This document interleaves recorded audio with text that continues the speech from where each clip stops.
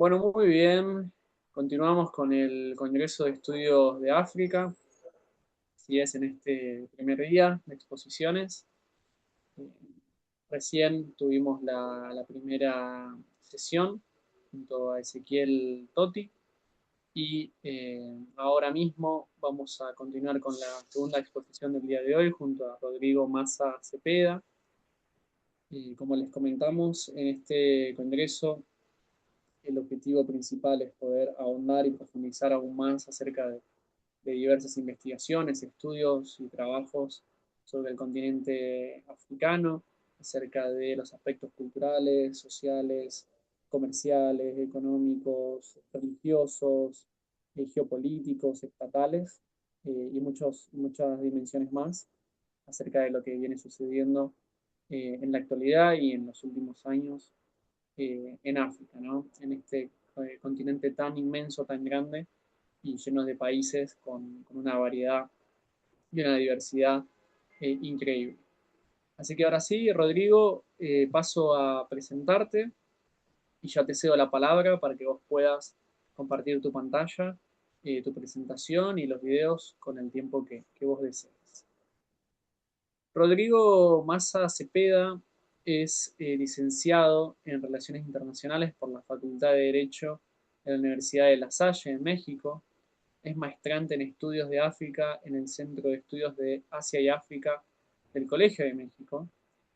Asimismo, se ha desempeñado en el sector público, habiendo trabajado en la Embajada de la India y España en México, así como en la Embajada de México en Italia. Cuenta con trabajos de investigación sobre países africanos específicos y ha dado ponencias en eventos académicos sobre Namibia, Botswana y Ruanda. Ahora sí, Rodrigo, el micrófono es todo tuyo. ¿Qué tal? Buenas tardes. ¿Pueden ver mi pantalla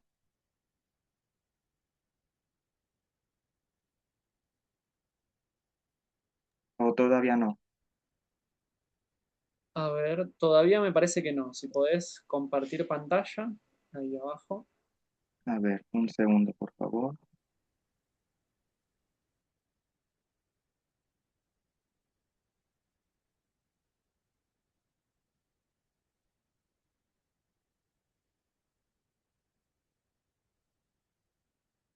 Es que también quiero ponerle que se comparta el sonido, pero no sé dónde se pone eso. A ver, quizás compartiendo la ventana, luego aparece también para activar el sonido. Voy a intentar nuevamente. Sí, sí, tranquilo, que no hay apuro, no hay problema. Muy bien.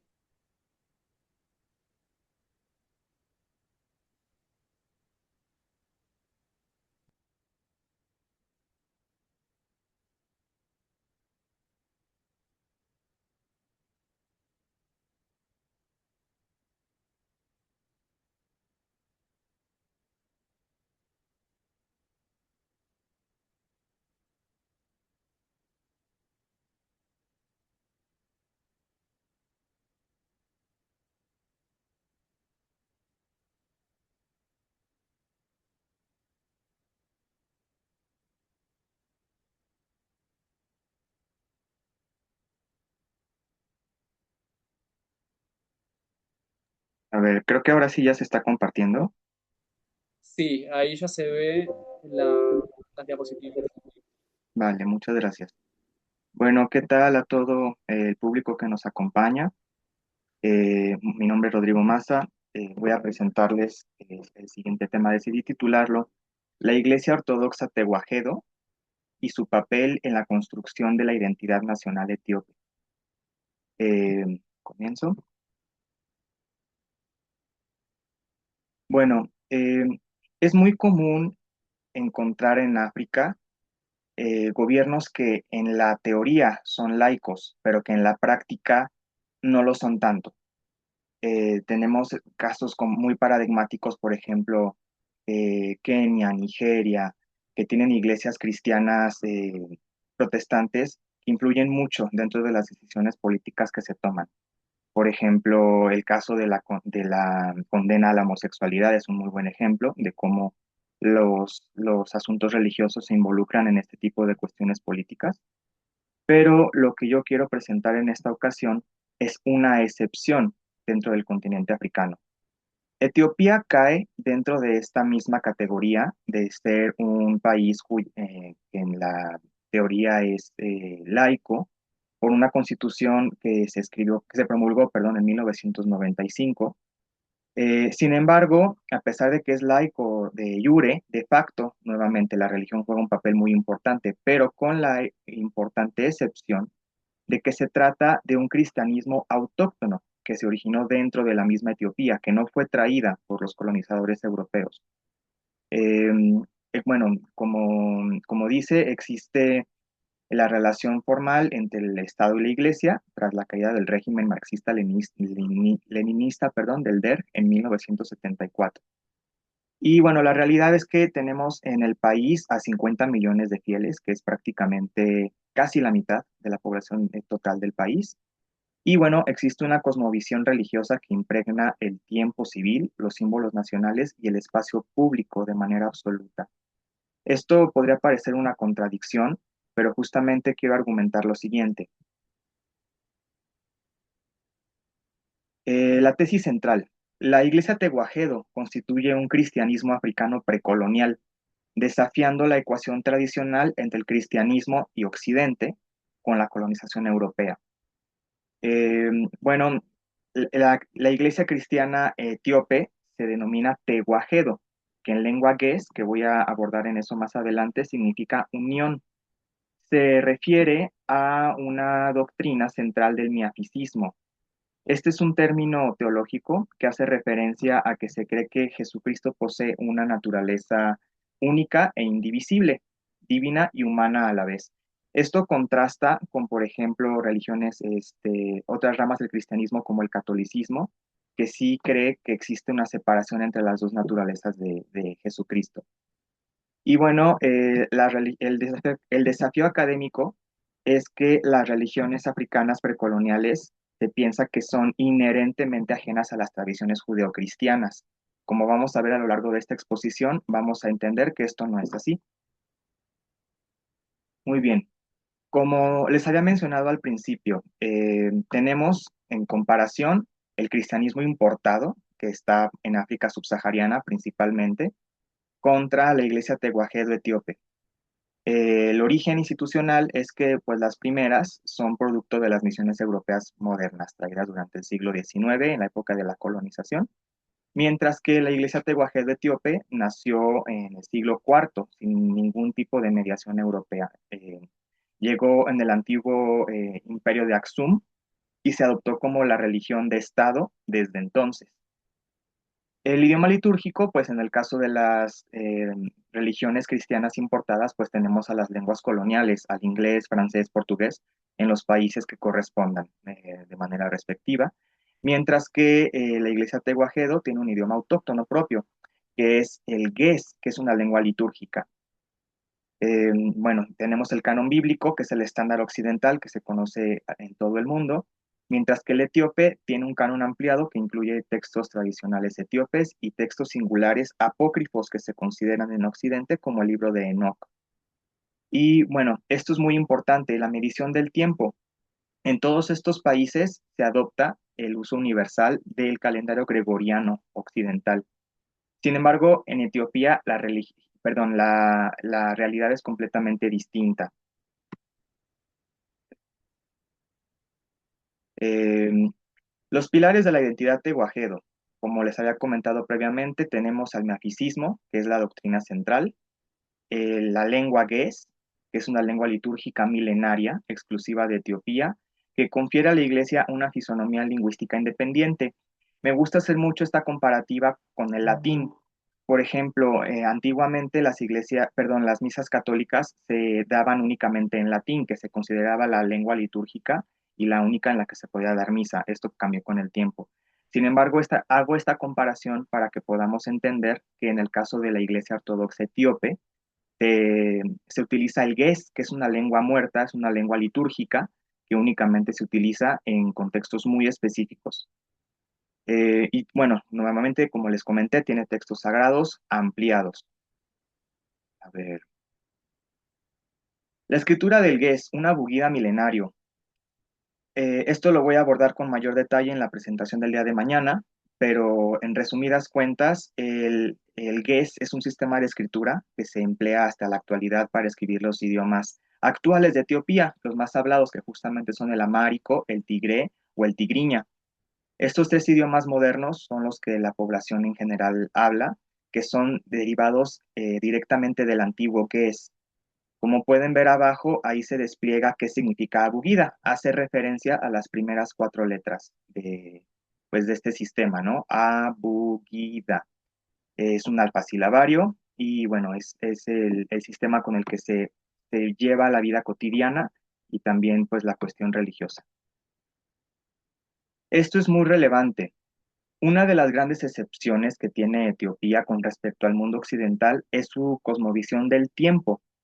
Nosotros en Occidente estamos acostumbrados a tener el calendario gregoriano como la norma universal de la medición del tiempo, de los meses, etcétera, mientras que en Etiopía conviven dos calendarios simultáneamente.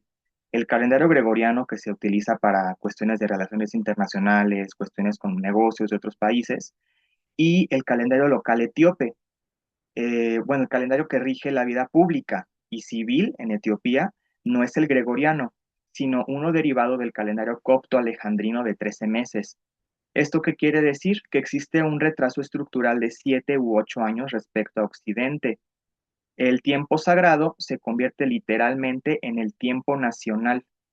Quiero hacer especial énfasis que pues una cuestión religiosa penetra directamente en la vida civil, en la vida pues sí, de las escuelas, de las instituciones, etcétera, etcétera.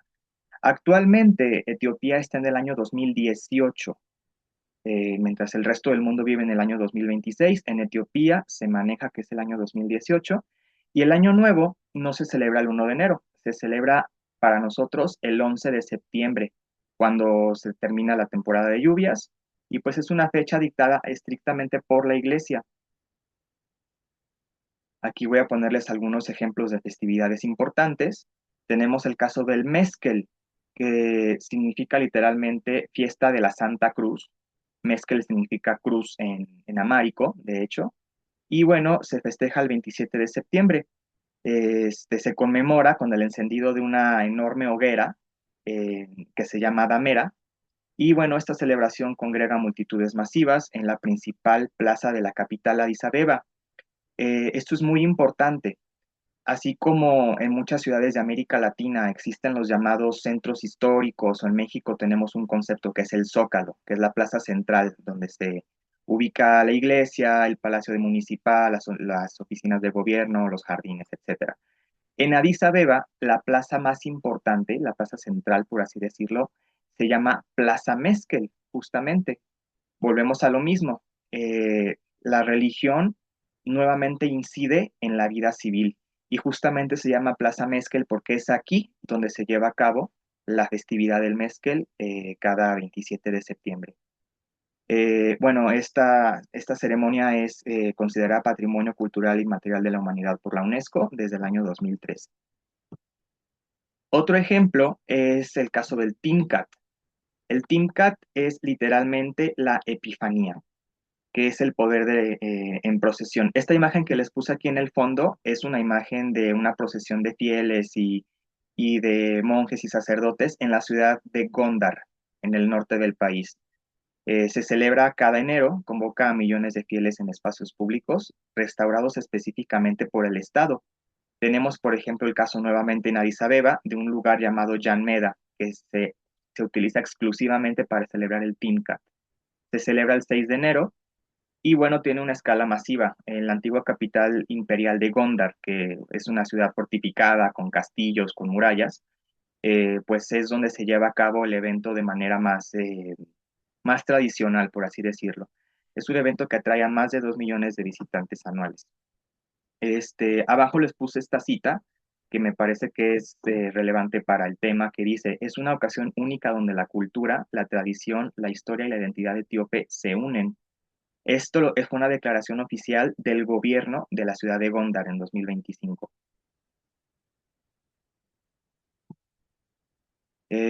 Por último, quiero exponerles el caso del Gena en la Libela. Digamos que esta es una de las ceremonias más espectaculares o que congrega a más fieles. Durante el 7 de enero, la Navidad etíope Gena moviliza a miles de peregrinos a participar en vigilias nocturnas. Este complejo de decenas de iglesias monolíticas, son iglesias del siglo XII aproximadamente, tienen la particularidad de que están cinceladas directamente hacia abajo. Es decir, las iglesias no fueron construidas hacia el cielo, sino que más bien a un monolito se le fue escarbando y quitando material hasta que quedó el negativo, por así decirlo. Estas iglesias es un conjunto de 11 iglesias que son igual también patrimonio UNESCO desde el 78 y pues son un sinónimo de orgullo nacional y de identidad nacional de manera muy contundente. De hecho, este es el evento más popular para los turistas que justamente quieren ver pues cómo se vive la fe dentro del Estado etíope. Fusiona la fe, la arquitectura y el territorio nacional. Esto es importante, existe una simbiosis oficial entre la cuestión del gobierno y la cuestión de las festividades religiosas.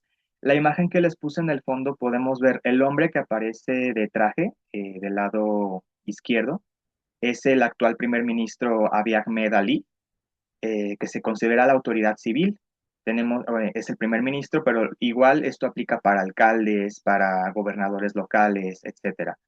Del otro lado, del lado derecho, les puse una imagen del Abuna, que es como se le llama al líder religioso, es como por decir el Papa para esta iglesia, que pues representan a la autoridad litúrgica.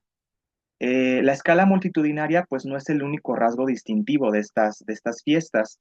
Lo que es realmente singular es la respuesta oficial, la respuesta del gobierno. Es decir, a pesar nuevamente de que estamos en un país que formalmente es laico, los jefes o sea, los gobernadores, el primer ministro, a pesar de que se supone que tienen que ir en calidad de ciudadano, terminan yendo en calidad de representantes del Estado. Entonces, en este tipo de festividades se toman como sinónimo de la identidad nacional etíope, como la etiopiidad, por así decirlo.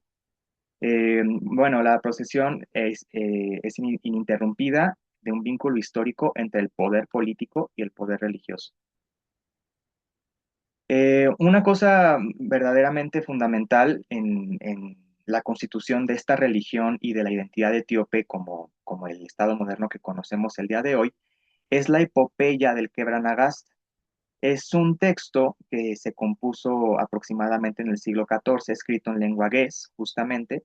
Se traduce como la gloria de los reyes, que funcionó durante casi 7 siglos como una constitución mítica, es decir, como el mito fundacional del reino o el imperio de Etiopía en aquel entonces, de Abisinia también, en su caso. Transformó el cristianismo etíope en el heredero directo como una constitución mítica perdón, se repitió aquí la diapositiva. Se otorgó al Estado una legitimidad sagrada sin paralelo en África. ¿Qué quiere decir esto? Que pues una epopeya cuya veracidad histórica está bastante cuestionada, no ha sido comprobada, funcionó para cohesionar un reino entero bajo una misma identidad religiosa. Esto se abolió hasta el 74, cuando cae Haile Selassie y empieza el régimen comunista. Pero bueno, como pueden ver, durante casi 7 siglos existe este texto como el mito fundacional. Bueno, este texto justamente cuenta la historia del encuentro de la reina de Saba con el rey Salomón de Israel. Hay una suerte de pacto divino, un poco como lo que hace el Estado de Israel en la actualidad, de venderse a sí mismo como la tierra prometida. Es un ejemplo un poco burdo, pero es simplemente para darme a entender. Se dice en este texto que el Arca de la Alianza fue traída a Etiopía por Menelik I, que fue el hijo justamente de la reina de Saba con el rey Salomón. Y pues este texto dice que Etiopía es la nueva Sión, que tiene la legitimidad absoluta de la dinastía salomónica imperial. Ah, perdón, olvidé una cosa. Atrás están los obeliscos de la ciudad de Aksum, que es justamente donde se piensa que llegó el Arca de la Alianza. Bueno, esto es relevante ya en cuestión política, meramente. Eh, Mucha gente suele confundir el cristianismo etíope con el cristianismo copto.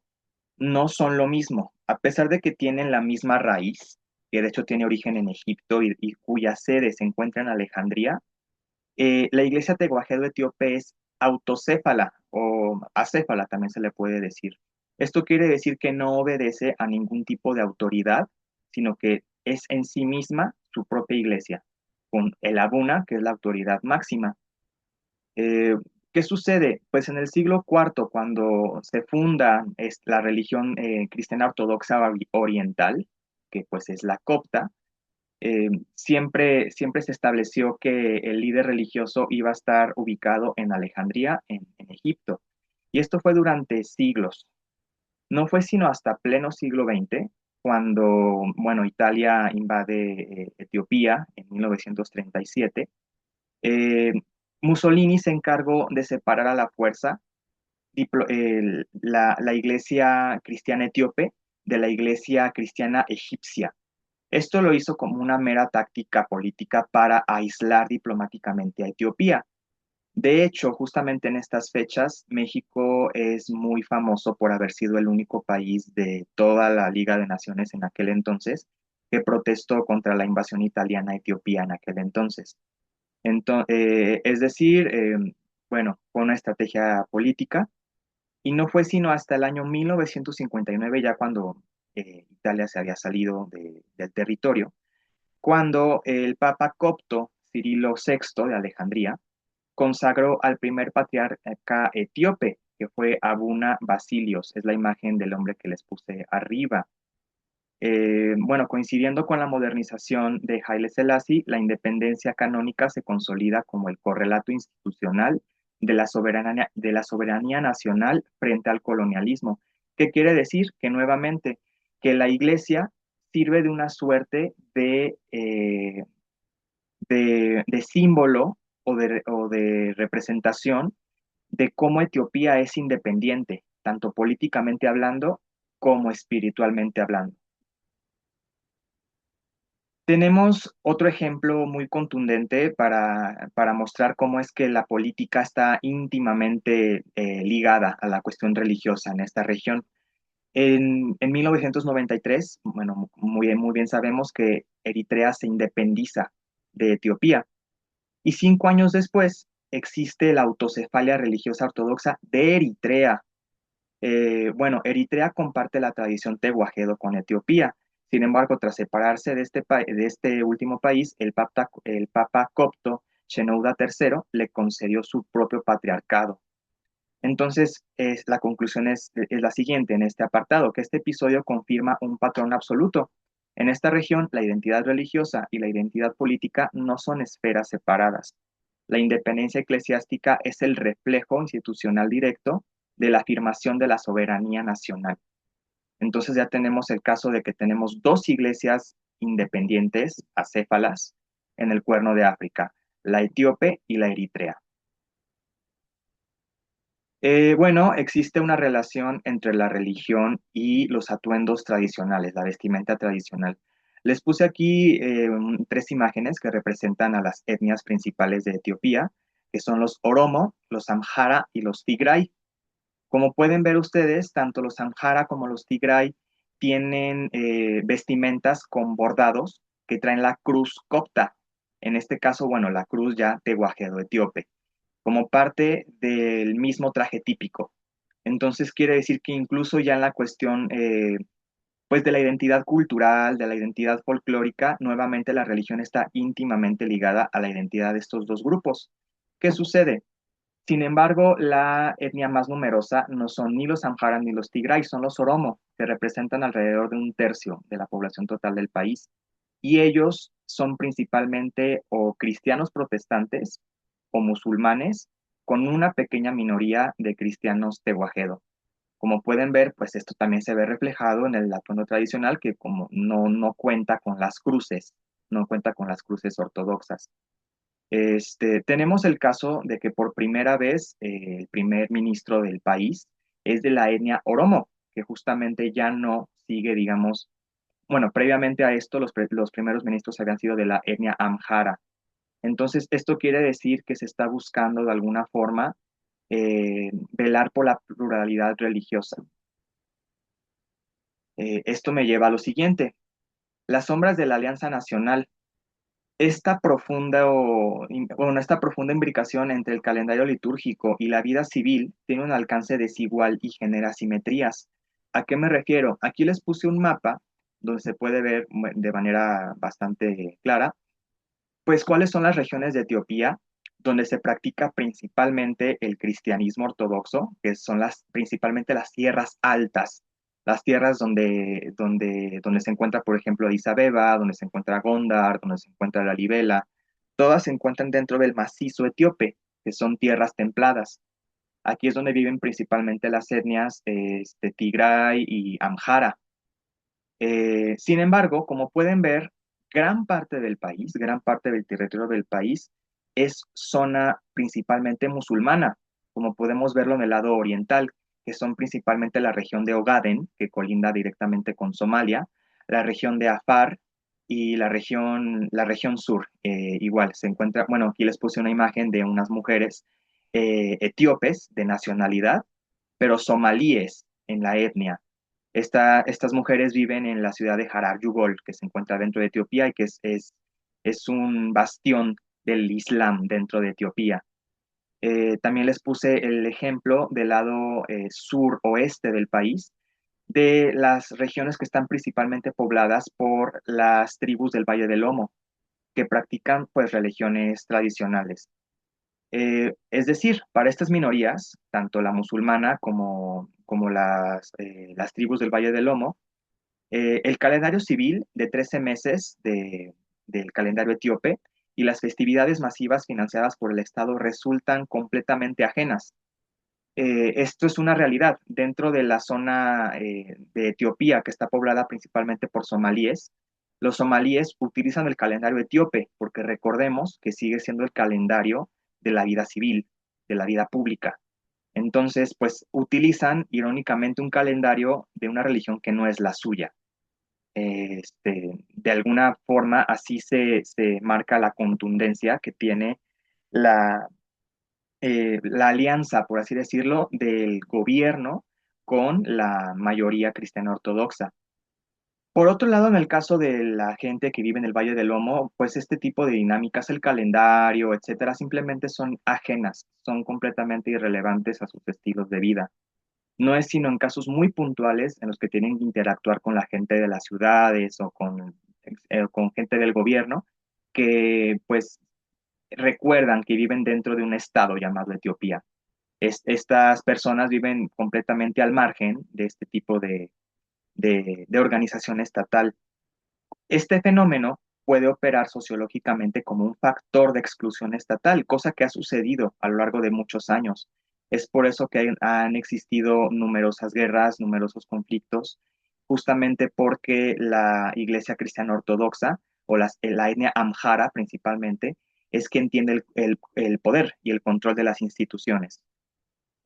Por ejemplo, existe actualmente la guerra en el Tigray justamente por la otra etnia que no tienen acceso a la misma cantidad de poder, aunque irónicamente los Tigray también sean cristianos ortodoxos. A ver, la siguiente. Bueno, quiero mostrarles también nuevamente la influencia de la imaginería de esta religión dentro del folclore, dentro de la representación visual cultural del país. Como pueden ver ustedes del lado izquierdo, aquí tenemos una serie de murales en una de las miles de iglesias que hay en Etiopía, cristiano ortodoxas, que pues justamente quiero que ustedes se fijen en el trazo. A pesar de que estas pinturas están realizadas por diferentes personas y son de diferentes épocas, hay una suerte de estética que es constante. Los ojos muy grandes, almendrados, Por ejemplo, la piel oscura, la piel tigreña se llama, o el cabello afro.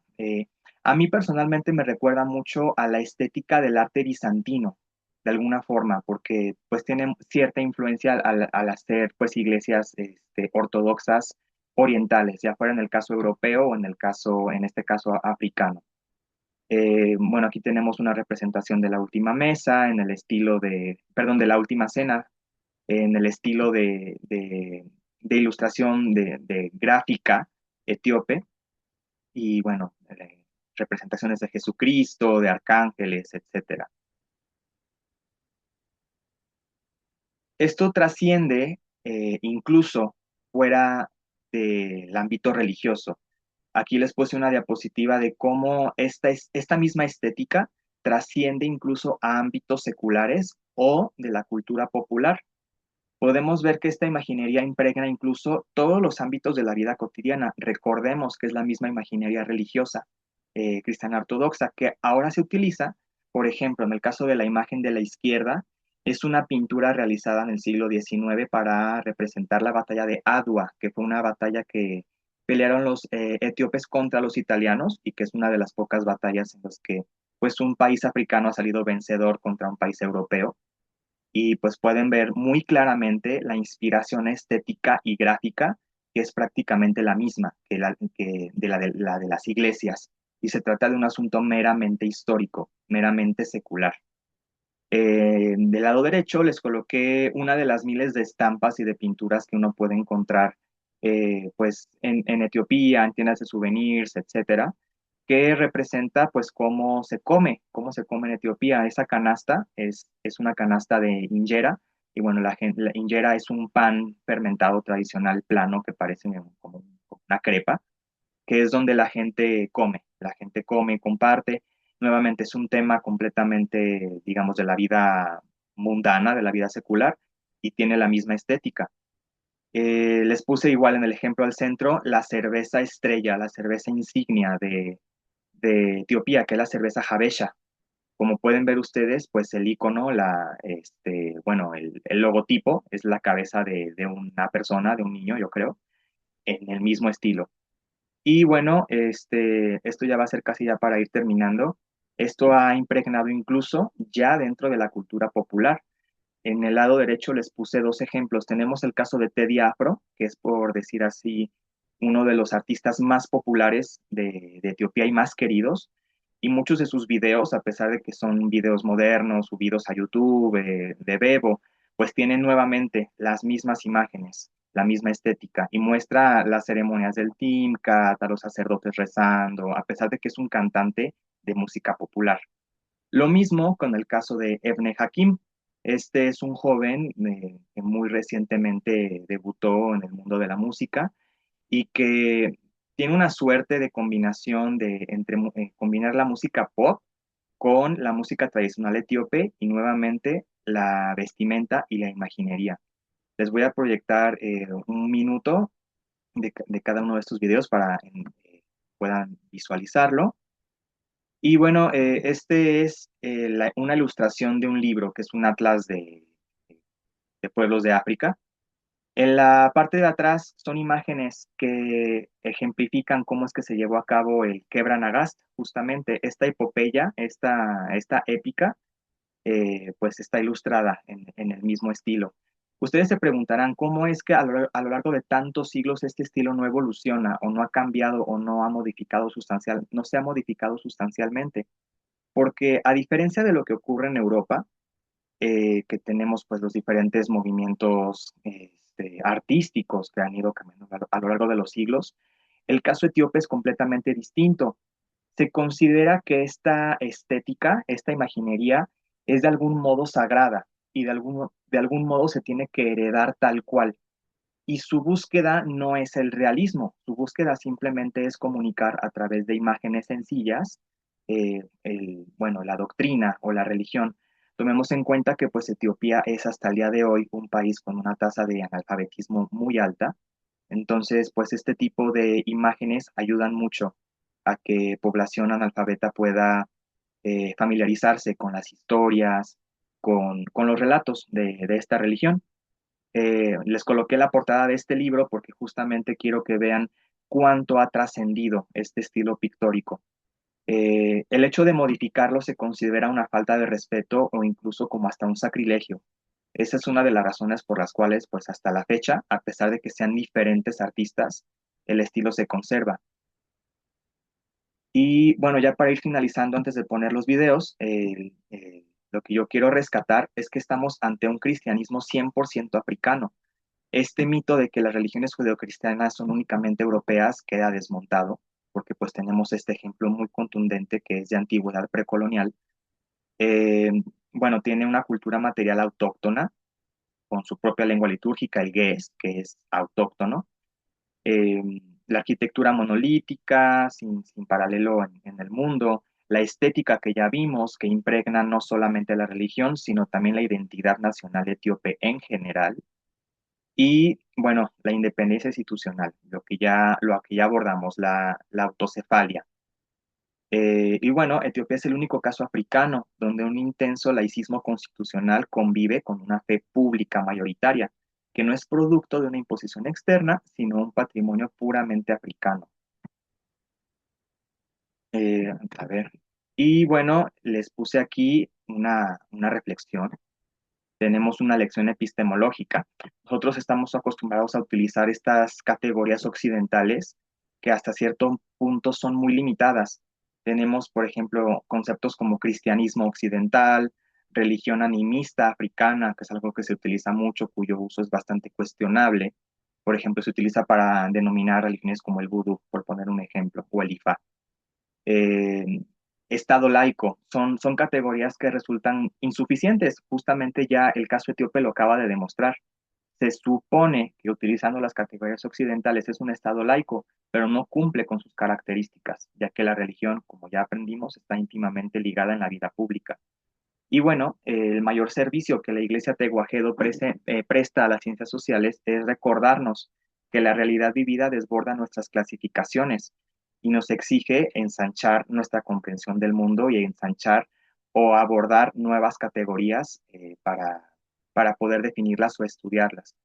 Con esto no estoy diciendo que sea necesario desechar estas categorías, sino simplemente como utilizarlas como una herramienta provisional para poder pues, posteriormente pues teorizar o justamente ensanchar las categorías epistemológicas con las que pues se estudian las ciencias sociales, específicamente en este caso, cuestiones de ciencia política y cuestiones teológicas. Esto es todo de mi parte por la presentación, entonces ahora voy a compartir el video. Por favor, díganme si se escucha.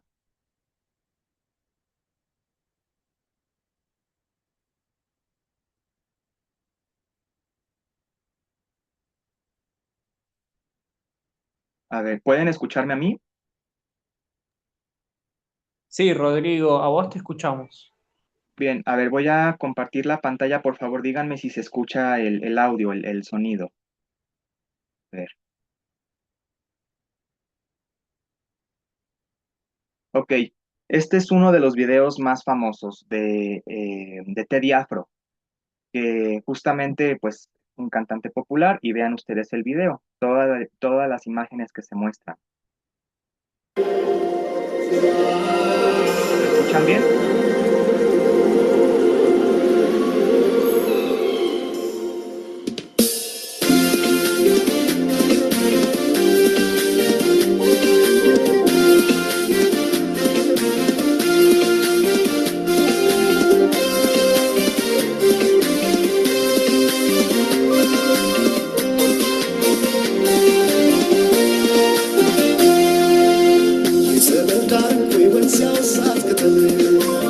ተሸፍና ወጣ ከልሏት የሳቅተን ይትነበር ያረኩት ተፎይ ስኖሬ ልብተከት የባይኩ ጀምራሬ Bueno, creo que con eso es suficiente. Como pueden ver, pues bueno, es un video de una canción popular de allá, y pues ven todo lo que se representa, justamente la cuestión del cristianismo como identidad nacional. Y ahora les voy a poner el otro video. Este chico, Ebne Hakim, bueno, esto es un dato curioso nada más. Muchas veces es llamado el The Weeknd en amárico.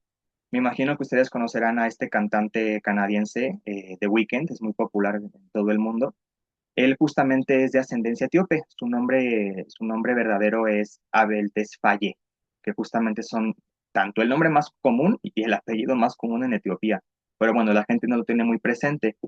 Entonces, Ebne Hakim le dicen el The Weeknd en amárico, porque no pueden decir el The Weeknd etíope, porque The Weeknd ya es etíope. Entonces, pues él canta justamente en la lengua nacional, que es el amárico, y nuevamente esta es una canción de amor, ni siquiera está hablando de la religión, ni siquiera está hablando de ningún tipo de cuestión de nacionalismo ni nada, pero vean ustedes todos los elementos que aparecen. Quiero que presten atención a cómo están vestidos los personajes que salen, las pinturas que aparecen, etcétera. A ver, voy a ponerle play.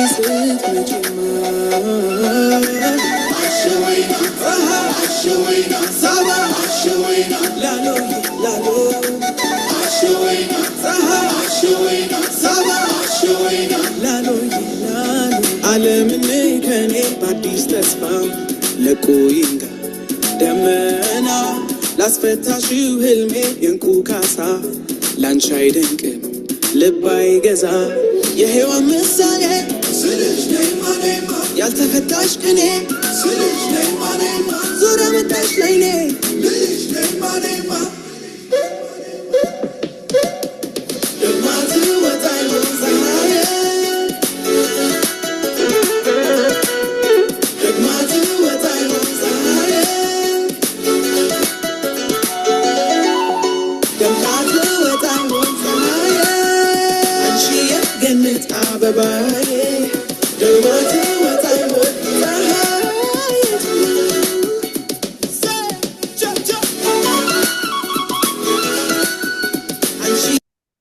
Muy bien, pues bueno, creo que quedó ya bastante claro.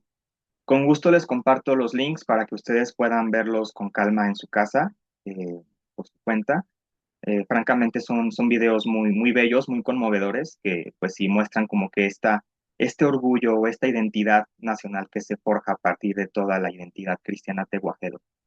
Entonces, por mi parte es todo. Vamos, bueno, imagino la parte de preguntas y pues cedo la palabra. Muy bien, Rodrigo, muchísimas gracias. Sí, se me escucha bien, ¿cierto? Sí, Perfecto. Bueno, Rodrigo, muchas gracias por tu presentación. Ha sido muy intensiva y con información gráfica. Creo que eso es lo más importante, ¿no? Para tener unas buenas diapositivas. Y yo quisiera preguntarte si pudieras destacar los 2 o 3 puntos más relevantes de tu presentación, haciendo hincapié en eso, en 2 o 3 elementos para no olvidarnos. ¿Cuáles ajá. serían esos 2 o 3 puntos claves que consideras más importantes de tu presentación? Y por supuesto abrimos también el micrófono o el chat para preguntas del resto de los asistentes. Muchas gracias. Muchas gracias. Bueno, yo quiero, bueno, rescatar cuatro puntos principales. El primero es la cuestión de la africaneidad de esta religión. Se trata de una religión judeocristiana que es 100% africana. Entonces, justamente desmontar esta cuestión de que las religiones judeocristianas no son ajenas a África.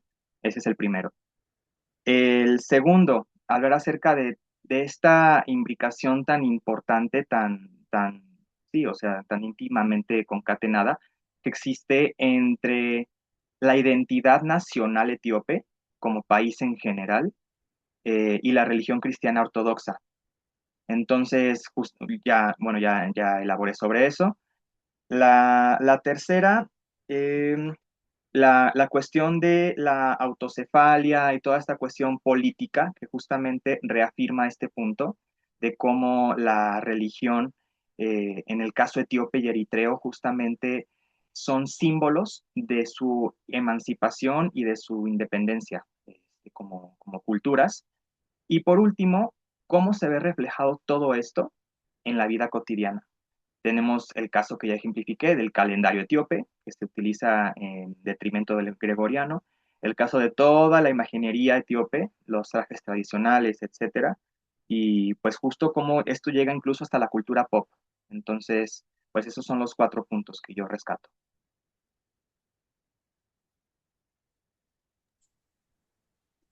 Muy bien, gracias Rodrigo por la respuesta. Ahora sí, quien desee realizar otra pregunta, un comentario, más que habilitado, bienvenido, bienvenida para ello. Si quiere habilitar el micrófono o dejarlo en el chat que lo leemos, por favor, sin miedo, que tome la palabra.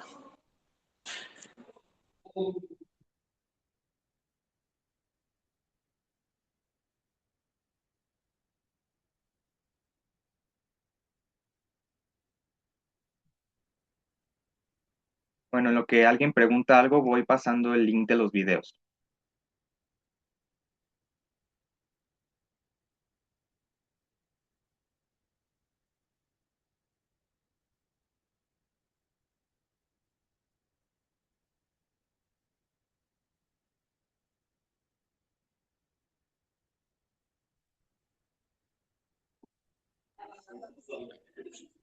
Bueno, Rodrigo, mientras tanto, para seguir rompiendo el hielo, Ajá, quisiera consultarte acerca de tu presentación de mañana.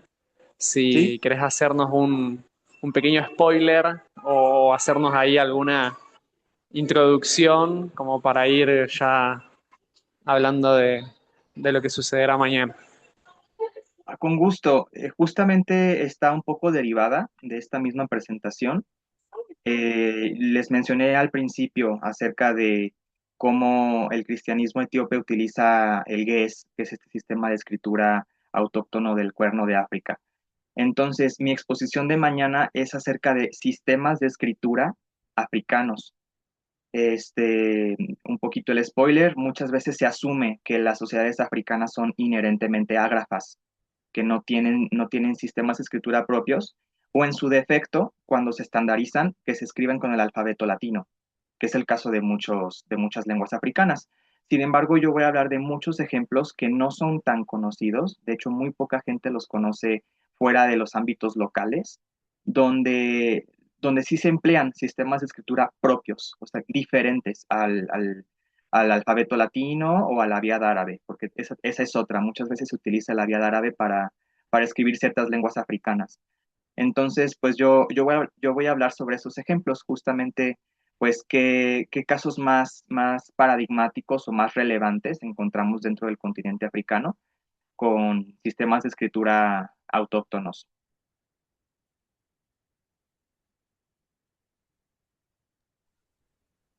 Muy bien, excelente, Rodrigo. Muchísimas gracias. Bueno, dejamos ahí un minutito por si alguien quiere hacer algún comentario, alguna pregunta.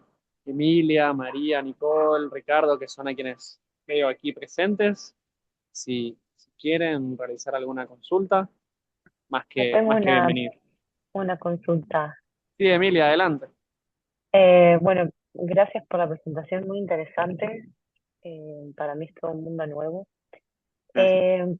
Cuando hablabas de estas minorías que era como, que habías puesto como factor de exclusión estatal de estas pluralidades. Em, ¿Estas minorías son perseguidas o simplemente conviven y, digamos, tienen sentimiento de exclusión porque hay una eh, mayoría religiosa muy altamente implicada con el Estado? De acuerdo.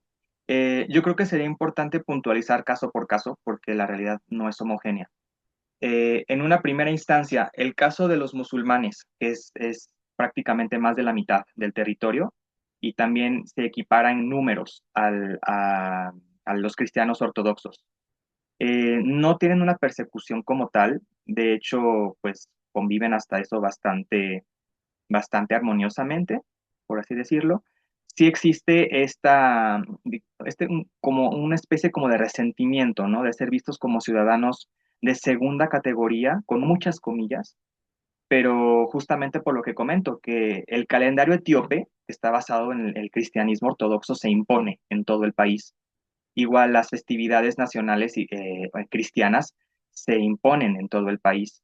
Entonces, bueno, no existe una persecución activamente contra la población musulmana, pero una cosa que creo que sí es importante como rescatar es que la Etiopía original nada más comprendía las tierras altas, la zona que yo mencioné que está en amarillo.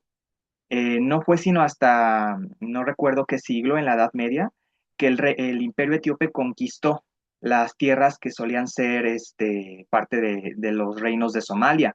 Es por eso que hasta el día de hoy las regiones del este del país están habitadas por gente de etnia somalí, que de hecho se sienten pues mucho más identificadas con el vecino que con el mismo país donde viven. Ese es en el caso de los musulmanes. Un caso muy, muy emblemático de esta persecución que sí ha habido es el caso de los judíos. Etiopía tiene bueno, tuvo una población judía muy importante llamada Falasha. Falasha, bueno, a veces se utiliza como término despectivo, entonces a veces se prefiere no utilizar. También son llamados Beta Israel, que son justamente dicen ser una de las tribus perdidas de Israel y dicen que son descendientes directos del rey Salomón, etcétera. Y fue en la época del comunismo, en la época del Derg, que fue en la década de los 80s y 70s, 80s, principios de los 90 incluso, cuando esta minoría religiosa fue altamente perseguida. De hecho, esta minoría religiosa se fue a refugiar, bueno, sí, en condición de asilo político, se mudaron a Israel y de hecho esto es relevante. Etiopía e Israel tienen relaciones diplomáticas muy cercanas, justamente por estas características que hablé previamente, de que y tanto Israel tiene este mito fundacional de la tierra prometida, Etiopía tiene una suerte de esa misma narrativa para la legitimación estatal. Y también, pues bueno, ya se acabó la época del Derg, ya es una república democrática en teoría, y pues justo se recuerda a esta comunidad judía que fue exiliada en Etiopía, ¿no? Y por último, las minorías étnicas en el Valle del Omo, que pues en su mayoría son personas que están completamente fuera del sistema político estatal, fue lo que había comentado. No son perseguidas como tal, sin embargo, sí son utilizadas casi casi como un zoológico humano, o sea, como atractivos turísticos. Esto es un fenómeno muy reciente, de hecho. Ya sea, la gente de las ciudades, la gente Amhara principalmente, ve como ciudadanos de tercera o de cuarta incluso el caso de las minorías étnicas del Valle del Lomo. Y pues han tratado como que de sacarle provecho a eso, ¿no? Porque para el ojo occidental es una experiencia exótica, etcétera. Creo que está de sobra decir lo cuestionable y lo problemático que es en cuestión pues de derechos humanos y en cuestión de dignidad humana. Pero bueno, existe este caso. Sin embargo, en términos generales, más allá de este evento desafortunado, pues las minorías étnicas pues viven aparte, viven su vida sin ningún tipo como de intervención estatal. Más bien lo que ha habido últimamente es mucha intervención de parte de sectas cristianas estadounidenses. por ejemplo, o han ido, por ejemplo, en misiones mormonas o misiones evangélicas, que ven como inconcebible que las mujeres estén con el pecho descubierto, ¿no? Y llegan a Etiopía a imponer su visión del mundo y pues es un fenómeno muy incipiente, pero sí se empieza a ver que de repente uno está pues en la comunidad y ve a una mujer con sostén que completamente desentona, ¿no? Con el resto de la comunidad. Y bueno, eso es lo que yo podría decir a grandes rasgos de estas minorías étnicas.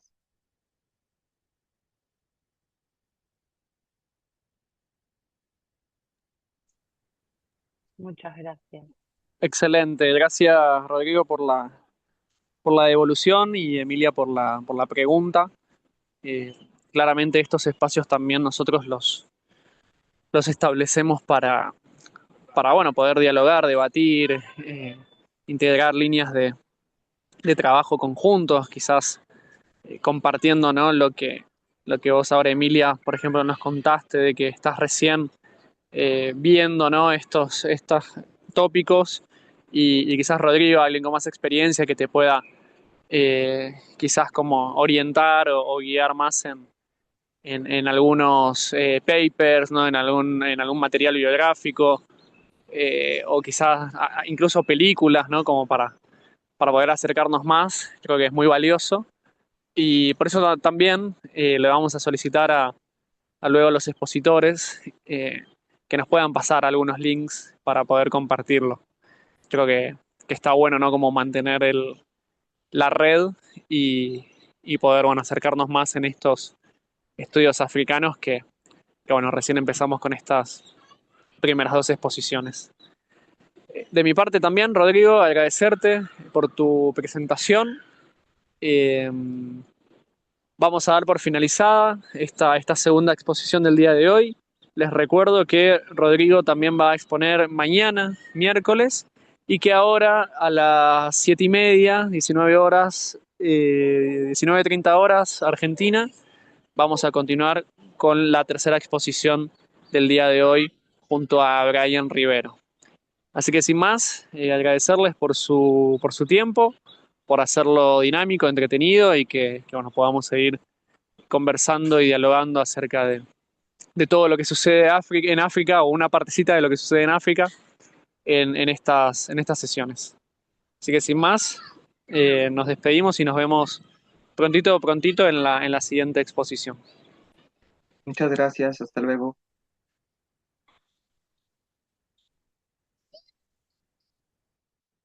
Hasta luego, muchas gracias. Gracias, hasta luego.